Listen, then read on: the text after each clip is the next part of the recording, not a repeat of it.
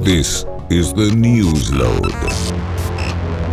Hi, I'm Carrie Anne Stevenson, and we're here with Newsload. And today I am so excited to finally talk with Monica Hamburg. Hello, Monica. How are you? Hello, I'm so excited to talk with you too. I'm good. So, where were you born? I was born in Montreal, where I currently live. Wonderful. I left here for a while, but yes, I'm back where I grew up. You traveled and experienced, but knew there's no place like home. I wouldn't say that. I got broke enough where this is the only place I could afford. Or I love it. One or the other. It's so interesting. I say the same thing, that London is the only place that I can afford. Montreal rent is quite expensive, I've been told. Not compared to the other cities I've lived in, although still it's unbearable. But I can't even afford the low rent, but still, it is what it is. This is the uplifting podcast that you wanted.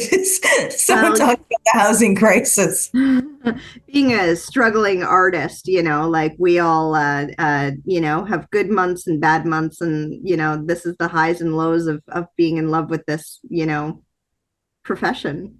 Yeah, that's true. Mm-hmm.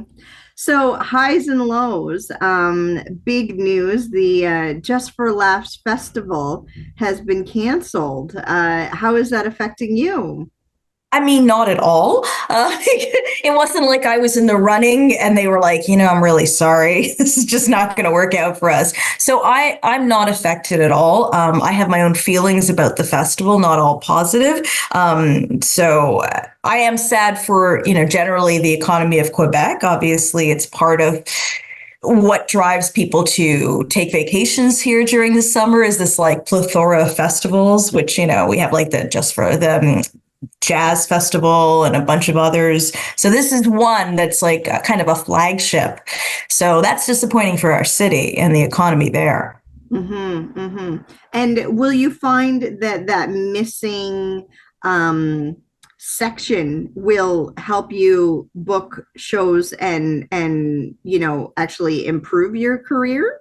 There's every chance that it will benefit, independent artists. There's a list that Ellie Guild put together. I can't remember where it went up, where she spotlighted all the things that are actually going on in the city. Because, a lot of people claim they're comedy fans and, it ends up just being that they'll go to see the festival. And I think I'm stealing someone else's comment on that, but I think it's Andrew Searles who said that. But there's a whole bunch of other shows that are ongoing all the time. And so she put together a list of all the shows that are happening and that people can check out and, especially like female run shows. So that's going to be hopefully good for people to see what else is out there, what's happening amongst the indie scene. And yeah, I think that'll be helpful.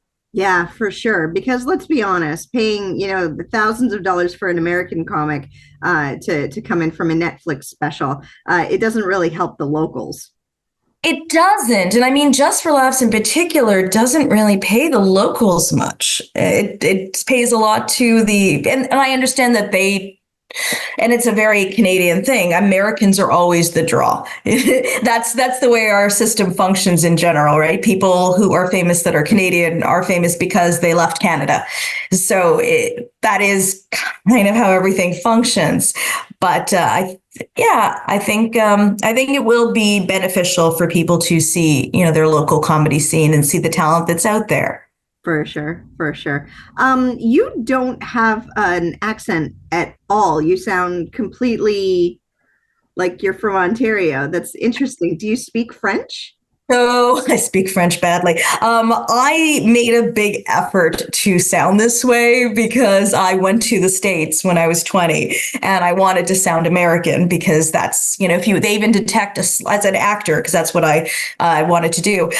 They even detect a slight Canadian accent, you're out of the running. And I still think that's true, but it definitely was true like 20 something years ago. So I made an effort to sound like a pompous jackass and I think I've done it. I think I've succeeded in every way. It's so true though. Like the neutral sound on TV is what, Yes. like we're almost, like needing to hear. Anybody with an accent, even, like French or something like that. Anything. Yeah, the response is, ooh, I don't want to listen to this person. I don't want to hear what they have to say. And then you lose attention to the character and such. So I wouldn't say pompous ass. Well, it's because both my parents are immigrants. So it's like, a particular effort to sound this way, right? But and then like when I do my mom's accent, people are like, oh, wow. Who speaks like, who makes a huge effort to speak English. So like, my gosh, no shade on her. I'm, I could not function in my second language, but yeah. I think it's always very jarring how that works in film, because you think, why don't you just say, this person's from Sweden, this person's from France? You meet all sorts of people in your life, right? People from people study here, people live here that aren't from here. And it's always really confusing that everyone has to sound American. But I think that's kind of the American mentality, is that the idea that it's very insular, in terms of like, well, this is the only place, like I see message boards and someone will mention something and about like going somewhere or whatever, they like couldn't drop off their bags, and someone's like, whoa, why, you just leave them in your car. And it's like, well, not every place people drive, but in America, it's so driving centric, right? So it's very hard for Americans to imagine things outside their world sometimes.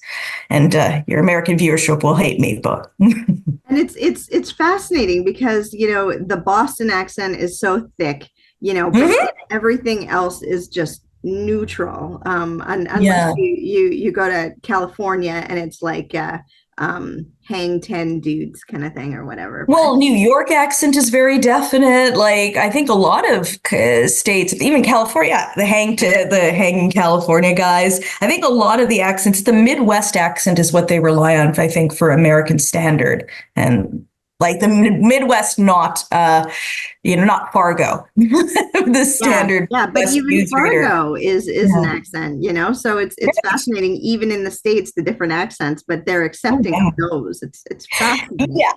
Yeah. Fascinating. It is. Have you had any crazy fans that you have had to deal with? Oh, crazy fans. Yeah, I've had strange people. I have a man. It's been a while since this guy's contacted me, so it's good. But I used to have like a guy from Sri Lanka who would message me, and I reminded him of his cousin who he was in love with, which is not a place in someone's life that I want. And they also had a weird history. It wasn't like he was in love with he was in love with his brother's wife, so some sort of, or cousin's wife. I don't know. It was very complicated, but they'd also like had not a good history. Like she was fairly not good to him. So it's like, I'm glad I remind you of her. That's lovely. that's a great memory. He was possibly trying to process the stress from the relationship from her through you, maybe? Potentially, yeah. And like, but over a period of years, he would like write me these messages and send me photos and, nude photos sometimes. It's like, oh God. So yeah, I get some strange people, especially because I am very raunchy, and sometimes some men's brain kind of switches over to like, well, I guess I can just say anything. And it's like, no, you can still be respectful, because there's obviously a person I am in public and a way I'd like to be in private. Especially, like eating your Cheerios in the morning and getting a dick pic. It's just like, exactly. It's not how I start my day. Oh yeah, I had one guy who sent me his concussion photo. That's a great thing to wake up to. So it's like just a big gash on the side of his head. Yeah, like the whole, like I think he had a bike accident. I don't remember specifically, and that's sad. But it isn't anything I asked for or wanted at like 7 a.m. Yeah. I get some strange people. Fascinating. Have you had any unprofessional comics, and how did you deal with them? Oh God, there's a fair bit of that. I don't know. I mean, I'm like almost 50, so I get less creepy dudes, which is nice. I'll hear they're creeping on other people. It's like in the younger category, and I'm like, I'm glad to avoid that, but I wish they weren't going through that. But I do get, yeah, I get some people where it's like, they'll be extremely inappropriate booking me on a show. They kind of think that like it's the girlfriend experience, so I'm going to show up and be their date, and it's very weird and awkward. And you can't, people with that mentality, there's nothing to explain to them, because when you do explain it and call them out, they're either going to be in denial, like, oh no, I don't do that, or most of the time that's what it is. It's like, oh well, that's not what I was doing. It's like, well, you asked me what color my bed sheets were, so I mean, I feel like that's not a totally appropriate conversation, but you get so many weirdos, yeah, it's a strange one. And you get like, there's one local dude who's like just very angry. He's very angry because he feels he's not getting booked. And he's, I think, particularly angry at women because he feels, he feels there's some sort of magical opportunity we're getting. He doesn't really see the reality. Yeah, there's, there's lots of great people, but there's those small contingent of absolute sexist jackasses, and they're hard to deal with.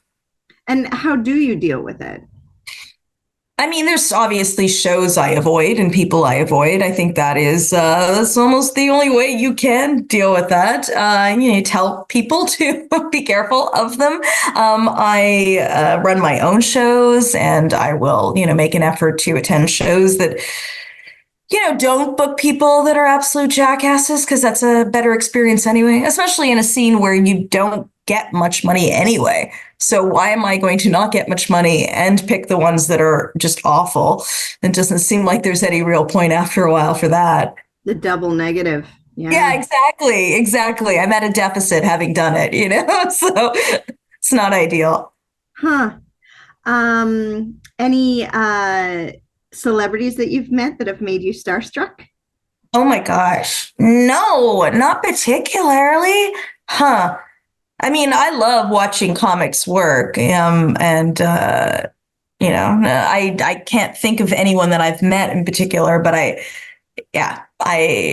also try not to meet people I'm starstruck by, because I don't like feeling that complete imbalance of like, I just think you're the best, because I turn into like a 12-year-old, and I don't want to do that. It's so awkward. We all do. Gosh, it's so extreme. It's so embarrassing. Anything you're munching on in Montreal right now? Any favorite snacks you're having? Ooh, favorite snacks? I mean, I'm in Montreal, so poutine is just like the default favorite. It's a gold standard. It's so good. So good. It's everything. Gravy and cheese and fries. I mean, there's nothing better than that. It's amazing. Someone once told me the amount of calories in it. It was heartbreaking to know that, but it's a lot. It's a lot. It's best to be ignorant on snacks like that, because they're just so tasty. I hate to know how many calories are in cheesecake, just the most wonderful snacks. I don't want to know how bad they are. Oh, yeah. There's also a place we have called Mr. Puffs. I don't know if you guys have anything like, it's got to be non-Quebec franchise, because it's got the Mr. in it, and somehow they got away with that. So it's not Monsieur Puffs.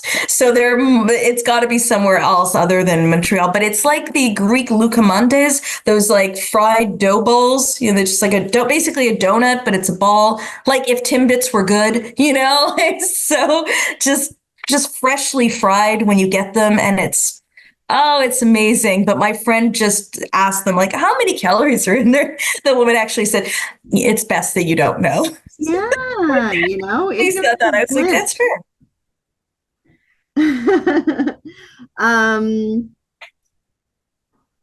Let's see.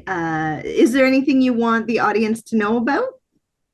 Sure. So my friend Jennifer June Chapman and I run a show called Funny Over 40, Exceptional and Exhausted. And we did 3 shows last year, which definitely made us exhausted. So over a period of a few months. And we're going to start probably like spring, summer to run those shows again. So especially if you're in that age category, it's really nice to feel that people are talking about experiences that you're having. And it's all female. So it's also nice to hear that side and to not hear mostly jokes where it's like, my wife sucks. And you're like, that's awesome. I'm so glad to hear that. It's a fun show, and we've had a very good response in terms of like the audience size and their feedback, and they feel like it's nice to have a place for them. And also the exhausted part really resonates with people because I think people in general are feeling very exhausted, but especially at this age category where you're like, oh my God, I'm so burnt out. Like I've kind of been operating at this hustle culture pace my whole life. And it's hitting a point where it's just like, wow, I don't know how much longer I could do it at that pace. It's frustrating. Yeah, go. It's exhausting. Yeah, for sure. It is. And it doesn't get easier as you get older because your energy level is a little bit less. When I was 20, I could just accept not sleeping. But after a while, you're like, I absolutely do need to sleep. I will not be functional. Well, it's good to have the balance of being able to take care of yourself and also being honest about, Sure. the realities of where we are kind of. Oh yeah, absolutely. And I mean this, if anyone's listening, and thinking like I'm a particular negative person, I'm just in this like state of burnout right now. So having this conversation now, I'm coming across as a little bit negative, but I'm not in general, just tired, just exhausted. Oh, you've been lovely. Oh, you're sweet. Thank you. If you can just do one more thing for me, if you can say it loud, say it proud. I love Newsload. I love Newsload. Thank you, Monica. You're an absolute delight. I appreciate everything about you. And it's so good to finally meet you. It's so lovely to meet you too. Thank you very much for having me. Have a great day. Thank you. You too. Bye-bye. Bye. This is the Newsload.